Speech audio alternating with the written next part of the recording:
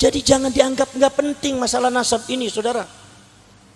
Panjenengan jadi ulama itu harusnya al-ihtimam bima yata'allaqu bi Rasulillah sallallahu alaihi wasallam. Sesuatu yang berkaitan dengan Nabi itu harus dianggap penting. Sahabat itu menganggap penting dengan Rasulullah. Sesuatu yang berkaitan dengan Rasulullah, sekecil apapun sahabat dicatat, dianggap penting. Sahabat memperhatikan bagaimana cara makannya Rasulullah. Orang mau makan kalau bukan Rasulullah tidak ada yang peduli, tapi kalau yang berkaitan dengan Rasulullah, ini kaitannya dengan akhlak, ini kaitannya dengan cara, ini kaitannya dengan apa? Dengan manhaj, ini kaitannya dengan ideologi, ini kaitannya dengan syariah, ini kaitannya dengan agama. Bagaimana Rasulullah ketika tidur, bagaimana Rasulullah ketika berdoa, bagaimana Rasulullah ketika lenggah, ketika duduk, bagaimana Rasulullah ketika minum, bagaimana Rasulullah itu ketika mau tidur, bahkan bagaimana Rasulullah ketika caranya Rasulullah buang air besar, caranya Rasulullah bersuci dari buang air, bagaimana caranya Rasulullah bersuci dari najis. Itu para sahabat dan termasuk garwo-garwonya, termasuk Siti Aisyah dan yang lain-lainnya, itu dicatat semuanya, tidak ada satupun yang luput dari mata para sahabat. Kenapa? Sebab ini ma yata'allaqu bi Rasulillah sallallahu alaihi wasallam. Ini sesuatu yang berkaitan dengan Kanjeng Nabi. Ini adalah paling penting. Sahabat itu menganggap penting segala sesuatu yang berkaitan dengan Kanjeng Nabi dianggap penting. Jadi sampean jadi ulama kok jangan anggap penting perkara sing kaitane bareng Kanjeng Nabi kok ora dianggap penting. Sampean ku ulama kayak model apa sih, model kayak gitu. Gini apa mboten? Para sedherek, para sedulur sedherek, subhanallah. Sampai sahabat niku hafal Kanjeng Nabi pada waktu usia sekian ubannya ada sekian. Ketika usia sekian Kanjeng Nabi ubannya ada sekian. Ketika Rasulullah meninggal ubannya ada sekian. Uban ini ku nganti titen, Pak. Nyuwun sewu para sedulur, nganti Kanjeng Nabi bagaimana berhubungan dengan garwo-garwonya. Siti Aisyah menceritakan bukan dalam rangka jorok, bukan dalam rangka pornografi, tapi ini adalah berkaitan dengan syariat, ini berkaitan dengan akhlak, ini berkaitan dengan akidah, ini berkaitan dengan agama. Sebab ini bukan makannya orang sembarangan, ini bukan duduknya orang sembarangan, ini bukan tidurnya orang sembarangan, ini tidur makannya khairil bariyah, makhluk Allah yang paling utama, harus dianggap penting.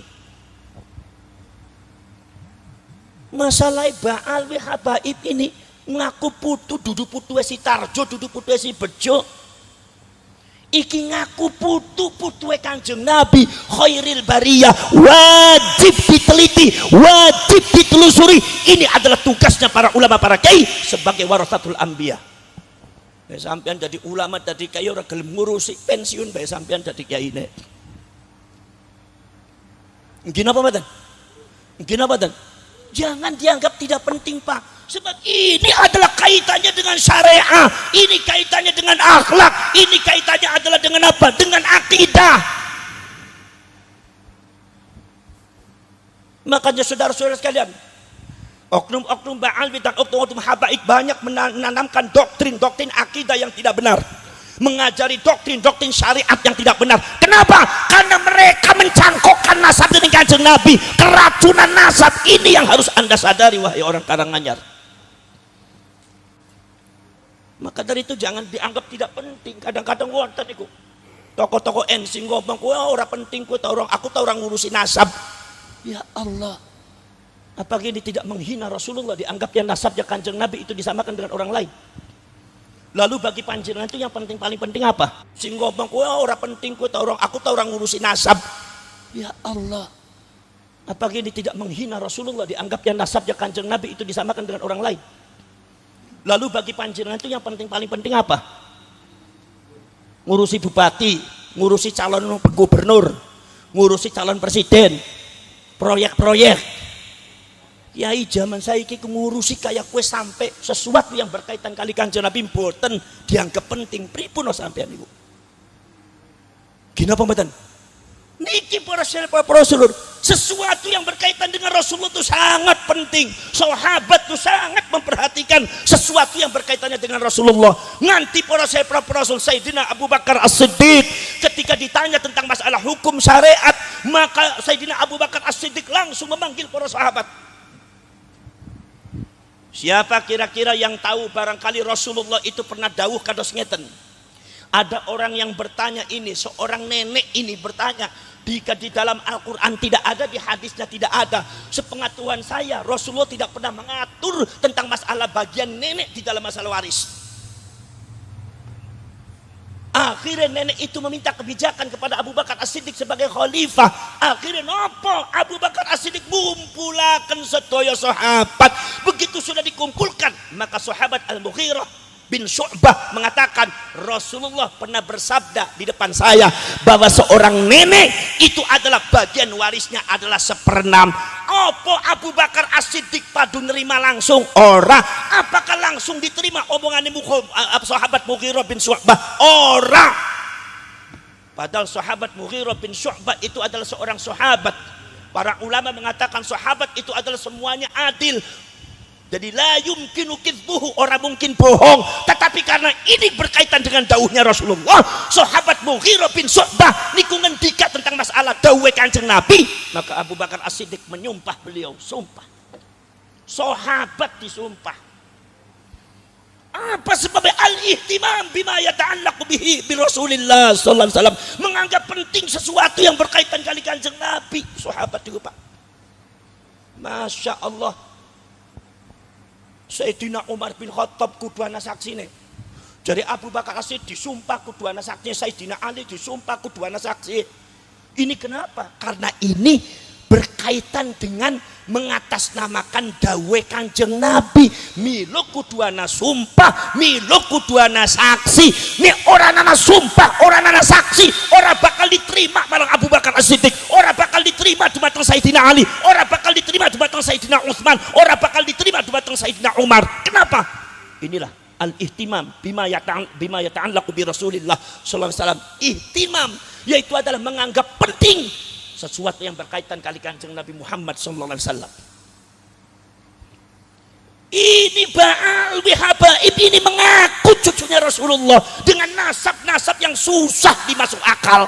Orang masuk akal, susah dijadikan susah dibahasnya, buktinya tidak ada.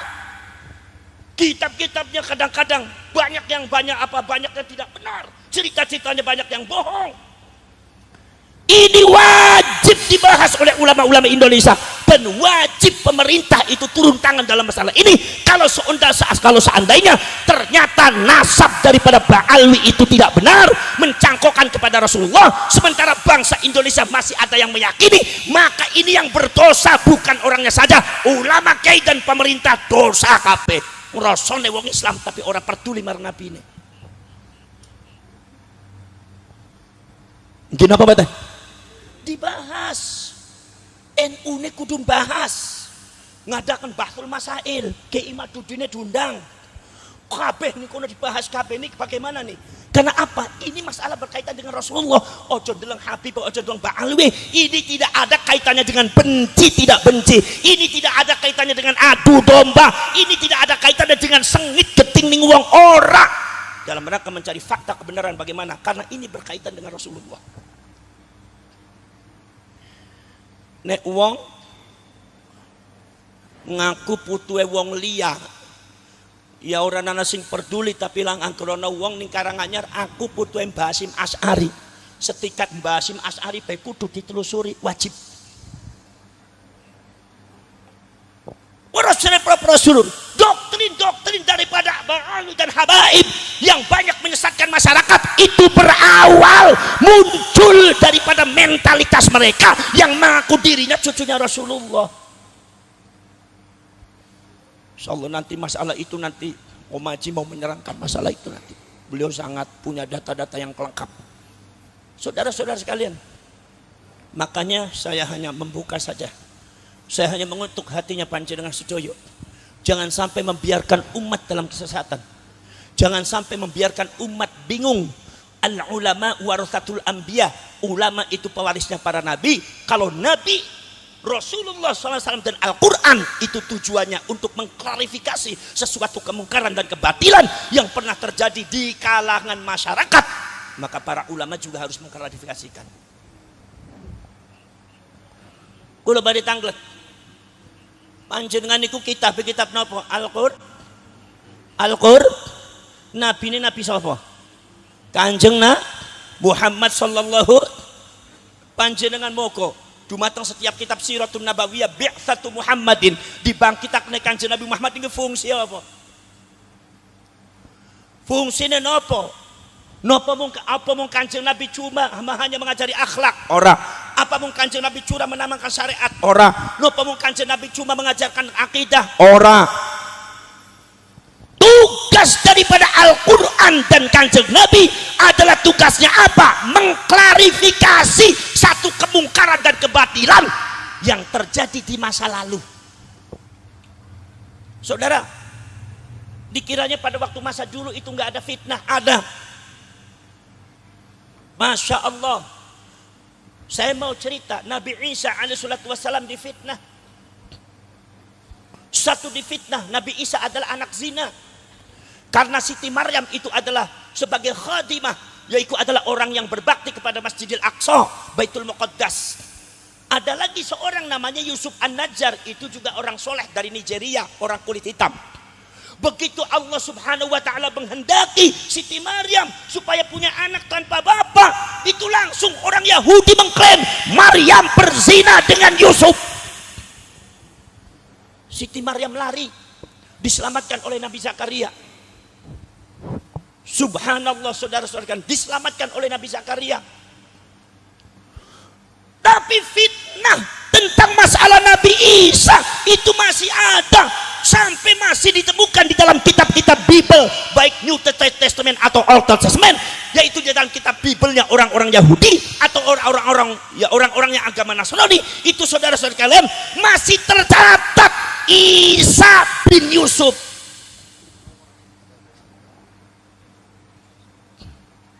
Ya pun.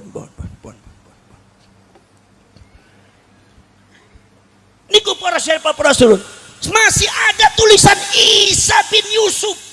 Itu artinya apa? Orang yang menulis Isa bin Yusuf itu mempunyai akidah, mempunyai keyakinan bahwa Nabi Isa itu adalah anak zinanya, anak zinanya Yusuf An-Najjar dengan Siti Maryam. Masih ada kayak tulisannya. Saya kaget itu pada waktu berapa sahabat, berapa kajian di Bible seperti itu. Nomor dua, saudara-saudara sekalian, Siti Maryam lari dikira zina. Begitu Siti Maryam sudah melahirkan anak yaitu Nabi Isa, Siti Maryam mengatakan, ya Rabbi, bagaimana kalau seandainya orang itu bertanya bagaimana ya Rabbi? Kata Siti Maryam mengatakan, ya Maryam, katakan kepada mereka, inni nazartu lirrahmani sauma. Inni nazartu lirrahmani sauma walan ukallimal yauma insiya. Aku sudah berjanji kepada Tuhanku untuk berpuasa, tidak bisa ngobrol dengan kalian manusia semua. Siti Maryam hanya isyarat kepada anaknya, suruh tanya sama anaknya sendiri. Suruh tanya sama jabang bayinya sendiri. Saudara-saudara kalian, akhirnya kemudian masyarakat protes, ya Maryam, bagaimana mungkin aku bertanya kepada bayi yang masih digendong dalam ayunan seperti ini, nggak bisa ngomong, gigi aja masih belum keluar. Allah subhanahu wa ta'ala memberikan kekuatan kepada bayi itu. Nabi Isa masih jabang bayi, masih belum keluar giginya, tapi bicara secara fasih, inni Abdullah, aku adalah hamba Allah. Ibuku itu bukan orang yang tidak benar. Aku adalah hamba Allah, rohnya Allah. Aku adalah ayat tanda-tanda kebesaran Allah. Allah mampu menciptakan aku tanpa bapak. Bagaimana mungkin Allah tidak mampu? Karena aku punya ibu. Nabi Adam tidak ada bapak, tidak ada ibu pun Allah mampu. Coba kita kaji sekarang. Allah subhanahu wa ta'ala memberikan kekuatan dari seorang Nabi Isa yang masih kecil, yang masih jadi bayi, belum bisa bicara, sebetulnya normalnya belum bisa bicara, tapi Allah berkenan untuk berbicara secara fasih, untuk mengklarifikasikan semua itu. Apa maksudnya? Sebab ini fitnah ma yata'allaqu bir rasul, sesuatu yang berkaitan dengan Rasul. Siapa? Nabi Isa. Bayi pun suruh bicara. Jadi sampean jadi ulama jangan suka bicara ini, nggak penting, bayi saja suruh bicara sama Allah. untuk mengklarifikasikan itu. Kenapa sampai menganggap tidak penting? Kalau Allah memberikan kekuatan mukjizat bayi suruh bicara, berarti artinya apa? Ma yata'allaqu bil anbiya'i wal mursalin, sesuatu yang berkaitan dengan nabi dan rasul ini sangat penting bagi kita semua, maka harus diungkap. Orang-orang kadang-kadang kiai-kiai yang seperti itu tuh biasanya kiai-kiai penakut. Kadang-kadang nggak mau ngungkap, kok kiai penakut, nggak enak, akhirnya membiarkan umat dalam kesesatan. Ada kemarin kita baru saja membongkar beberapa kuburan-kuburan palsu. Ada kiai-kiai menganggap tidak penting lagi. Lalu yang dianggap penting oleh sampean apa? Yang jadi korban semuanya Nahdlin. Sebab yang ziarah kubur Nahdlin. Bayangkan orang-orang NU ziarah ke situ, bukan ratusan, kadang-kadang sampai ribuan orang ziarah. Itu saudara, itu mereka ziarahnya sama siapa? Kirim Fatihah. Kirim Fatihahnya sama siapa? Wong orang yang nggak ada ahistoris, nggak ada historinya, nggak ada ceritanya, itu palsu, makamnya di bawahnya nggak ada isinya. Apakah itu bukan berhala, Kiai? Apakah itu bukan berhala? Makam tidak ada isinya, itu berhala, harus dibongkar. Karena ini menyesatkan umat Islam. Jangan diam, wahai para ulama, para kiai. Ini, saudara-saudara sekalian, maka saya bilang langsung bongkar. Kerjasama dengan aparat, bongkar semua. Akhirnya di Pemalang bongkar, yang ada dibongkar. Ini ada beberapa makam lagi yang harus dibongkar. Subhanallah. Makamnya orang ditumpangi, diganti namanya Habib. Kemudian juga ada lagi makam baru yang tidak ada isinya, ditulisnya makamnya Habib. Jangan menutup mata sampean. Jadi ulama, jadi kiai, jadi pemerintah, jadi aparat, jadi TNI, jadi kepolisian, jangan menutup mata. Ini sudah terjadi di kalangan masyarakat dan rakyat Indonesia. Rakyat ini perlu diselamatkan, jangan diam saja sampean. Wis keblok pe ora apa-apa keblok. Lah wong Karanganyang bisa emang keblok tok. Nglakoni ora mung bisane keblok tok. Subhanallah. Ini saudara-saudara. Siti Maryam akhirnya begitu Nabi Isa sudah sepuh, ini orang Yahudi tetap merekayasa akidah yang tidak benar, membelokkan masyarakat kepada akidah yang tidak benar. Apa? Nabi Isa memiliki mukjizat, bisa menghidupkan orang mati, wa ubri'ul akmaha wal abrasa biidznillah wa uhyil mauta biidznillah, bisa menghidupkan orang mati dengan izin Allah. Orang Yahudi mengatakan, wahai umat Isa, wahai masyarakat, yang namanya Isa itu orang luar biasa. Nggih. Kali ini membelokkannya bukan atas nama benci kepada Nabi Isa, tetapi atas nama cinta kepada Nabi Isa. Atas nama benci kepada Nabi Isa, umatnya Nabi Isa banyak yang selamat, tapi atas nama cinta kepada Nabi Isa dibelokkan akidahnya. Banyak umatnya Nabi Isa yang tidak selamat ketika dibelokkannya atas nama cinta. Orang luar biasa, nggih.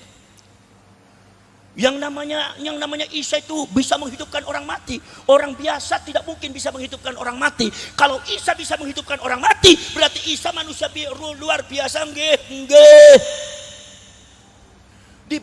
Dibelokkan sedikit demi sedikit. Yang namanya Isa itu manusia mengandung Tuhan. Kenapa? Karena Isa bisa menghidupkan orang mati. Kenapa? Sebab Isa itu bisa menghidupkan orang mati. Menghidupkan orang mati itu bukan pekerjaan manusia, itu pekerjaan Tuhan. Kalau Isa bisa menghidupkan orang mati, berarti di dalam diri Isa mengandung Tuhan. Isa itu setengah manusia, setengah Tuhan. Nggih. Sudah mulai satu. Akhirnya apa? Akhirnya kata orang Yahudi mengatakan, wahai umat Nabi Isa, Isa itu anaknya Allah. Apa sebab? Sebab Isa itu setengah manusia, setengah Tuhan. Sedangkan Isa dilahirkan hanya ada ibunya saja, Siti Maryam. Ibunya itu manusia, berarti jelas bapaknya itu Tuhan. Tuhan satu-satunya itu Allah, berarti Isa itu anaknya Allah. Nggih. Agama Allah, agama tauhid, monoteisme, tauhid dumateng Allah Subhanahu wa taala sudah disesatkan oleh orang Yahudi, menyesatkan masyarakat umatnya Nabi Isa. Ini jangan sampai terjadi seperti ini di kalangan umat Islam.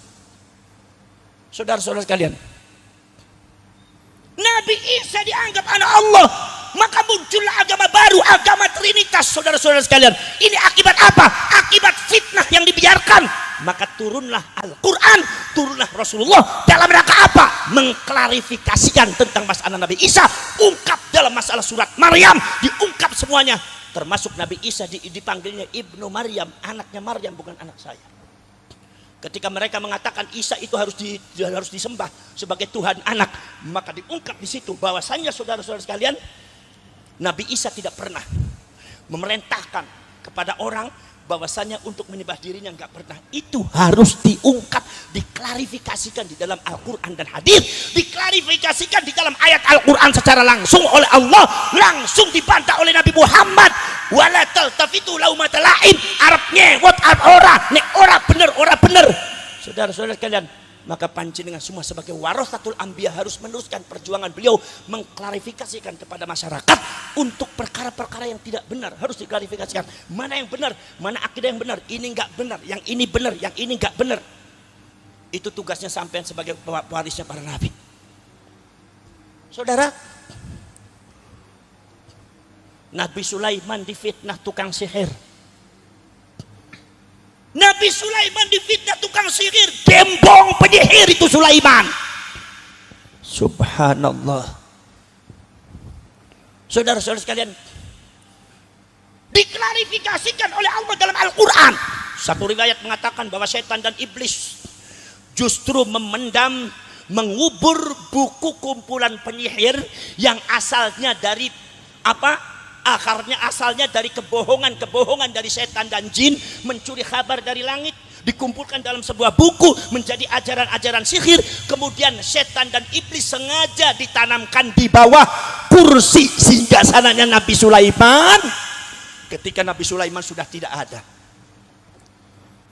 Setan itu membuat rekayasa, tapi setan juga yang membuat fitnah. Akhirnya setan kemudian mengumpulkan masyarakat, menampakkan dirinya kepada seseorang, wujudnya cukup manusia. Coba kalian lihat, Sulaiman itu adalah kerajaannya luar biasa. Sulaiman itu adalah orang hebat, bisa menundukkan langit dan bumi, binatang, setan, jin berengkayangan, tunduk semua. Kalian tahu rahasianya apa? Waduh, nggak tahu bagaimana Pak.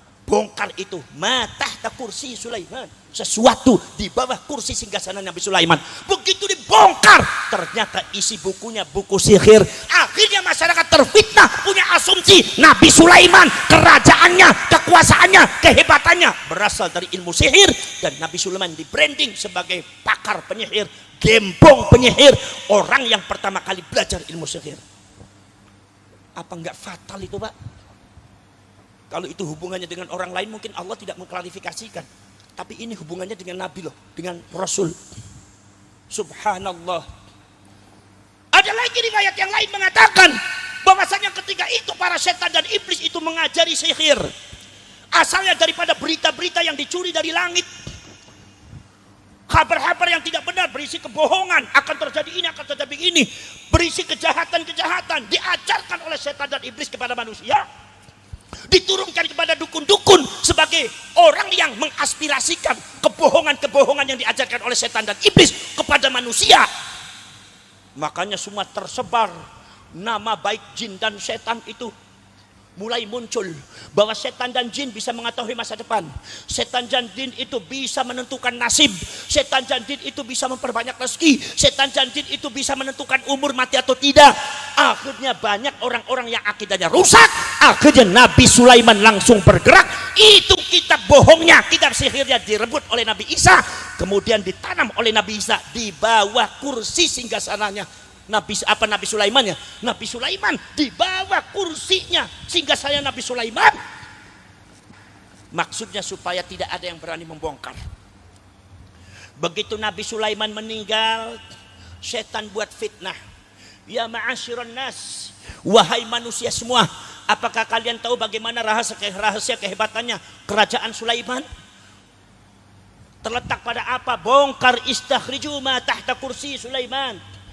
Keluarkan apa yang ada di bawah kursinya Nabi Sulaiman. Fastakhraju, maka manusia berbondong-bondong membongkarnya. Ternyata di dalamnya ada buku isinya kumpulan-kumpulan ajaran-ajaran sihir.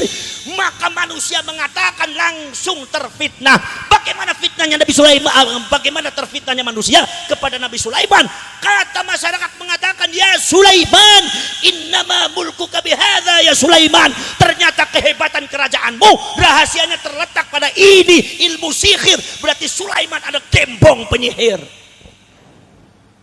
Nabi Sulaiman di framing sebagai penyihir, Pak. Jangan dianggap nggak penting ini. Langsung diklarifikasikan oleh Allah. Wattaba'u ma tatlu syayatin ala mulki Sulaiman. Wa ma kafara Sulaiman walakinna syayatin kafaru yu'allimuna an-nasa sihr. Langsung dibantah oleh Allah dalam Al-Qur'an. Mereka tidak mengikuti Sulaiman. Yang mengajarkan sihir adalah para setan, para jin yang tidak benar. Itu adalah pertanda kekufuran setan kepada saya. Sulaiman tidak pernah mengajarkan sihir. Sulaiman tidak pernah mengajarkan kekufuran. Tapi setan-setan itu yang mengajarkan kalian kekufuran, yaitu adalah sihir-sihir adalah setan. Yang membuat rekayasa adalah setan dengan menanamkan doktrin-doktrin kebohongan kepada manusia semua. Allah membongkarnya di dalam Al-Quran. Allah membongkarnya di dalam Al-Quran. Tapi fitnah tentang masalah Nabi Sulaiman itu berlangsung sampai zamannya Kanjeng Nabi ini sampean masih terasa, Pak. Nabi Sulaiman di branding sebagai penyihir. Pada waktu Rasulullah menyebutkan para nabi Allah yang wajib diimani, di antara menyebutkan Nabi Adam, Nabi Nuh, Nabi Syed, Nabi Dawud, Nabi Ibrahim, Nabi Ishak, Nabi Ismail, Nabi Hud, Nabi Syu'aib, Nabi Dzulkifli, sampai Nabi Yahya, Nabi Musa, Nabi Harun. Nabi Muhammad menyebutkan Nabi Sulaiman. Ketika disebutkan nama Sulaiman, muncul Sulaiman, maka itu orang Arab, orang musyrik yang sudah didoktrin oleh orang Yahudi. Orang Yahudi langsung berteriak, Sulaiman Muhammad ikut tukang sihir. Sihirnya Muhammad adalah dari Sulaiman. Buktinya apa? Buktinya Muhammad menyebutkan Sulaiman sebagai orang yang wajib dipercaya sebagai nabi dan rasul. Berarti Muhammad adalah penerus Sulaiman, penyihir. Langsung diklarifikasi oleh Allah, wa ma huwa bisahir. Wa ma huwa bisahir. Muhammad itu bukan penyihir. Itu diklarifikasikan oleh Allah dalam Al-Quran, diklarifikasikan oleh Allah, oleh Rasulullah yang disebut musaddiqun lima baina yadayhi. Rasulullah membenarkan, mengklarifikasikan, meluruskan cerita tentang para nabi, para rasul yang sudah terfitnah, dibelokkan oleh orang-orang yang tidak benar. Maka ini tugasnya Al-Quran, diturunkan oleh Allah Subhanahu wa taala sebagai hudan linnas wa bayyinatin minal huda wal furqan.